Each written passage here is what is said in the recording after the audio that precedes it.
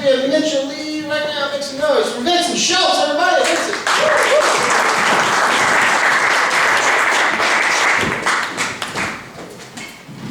How we all doing?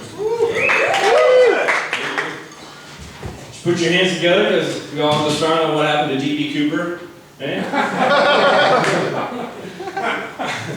I've got a mouse in my house. I wish it was a little bit more like the Stuart Little situation, you know, like, Stuart, get down here. I know you're getting into my ketchup packets again, you know, but it's not. I gotta kill the mice or get rid of them, or whatever.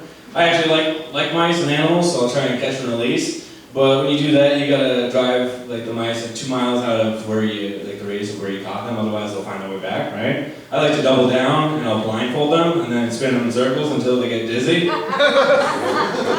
Sometimes they beat me home, you know? Those traps don't always work either because sometimes the mice just panic and die anyways.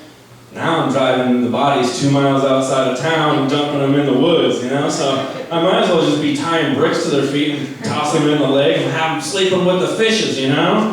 Really get rid of them. But I don't know, I was thinking about getting a cat. I'm allergic to cats, so I got a snake. They're a lot like cats. Slipped through its collar, haven't seen it. Now I got a snake problem. So I gotta get a badger. You guys know anything about badgers? I don't know how to train or anything. Whether or not you kill them or catch and release them, you guys gotta get rid of the male first because the female cannot live without him because he brings home the cheddar. So.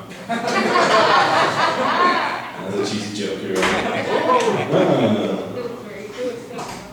Alright, I got kind of this fucked up question in my head the other day. It was actually, my mom was cooking, and she gave me a schnitzel, you know, good old homemade schnitzel right off the hot pan. It was fucking delicious, and it got me thinking, alright?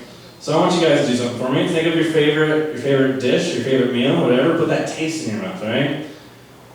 Did you get that? Fucking, you're there, right? Now, if that's what human flesh tasted like, could you eat a human being? That's a fucked up question if you really think about it. I sat there just going,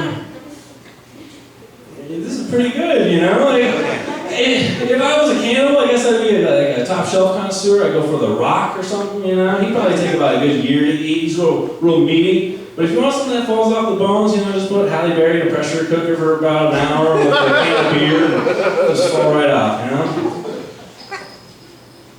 That's ridiculous.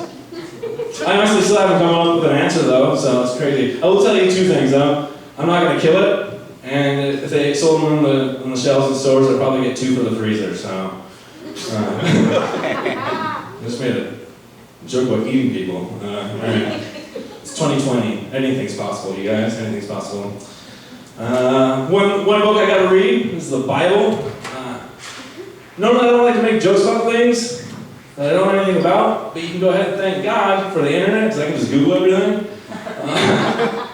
And people say you can't believe everything that's on the internet, and that sounds a lot like the pot calling the kettle black to me, so.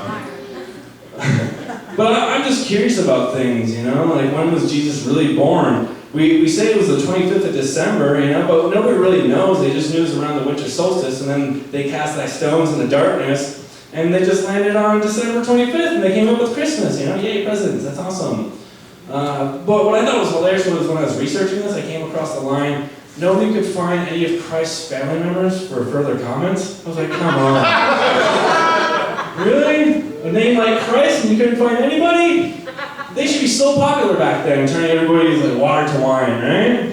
I would imagine they're bragging about it though too, like, look guys, I'm walking on water, hey!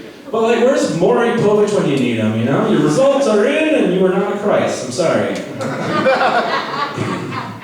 I do love church though. When you're driving in the parking lot, there's a sign that says church parking only, which is hilarious because the judgment happens before you even hit the doors. Look at that, hey? But you walk in and it's dark and gloomy. That's ridiculous. The place you go to for enlightenment and it's dark and gloomy. If you make it to heaven, you're going to be blinded for an eternity. You're like, oh my God, it's so beautiful up here. Oh yeah, this is what I waited my whole life for. You know? I'm glad to held off till sex for marriage, right? But then, like, there's so many pictures on the wall of the same guy too, like Jesus Christ. I think we can take some of them down, you know? And I'm talking about like, there's so much wall space being used up by them. Maybe you could put in a few more windows and not stain them, like the lighting. That'd be nice. And the roofs are so high in the churches, I can imagine the heating bill is through the chapel. Like,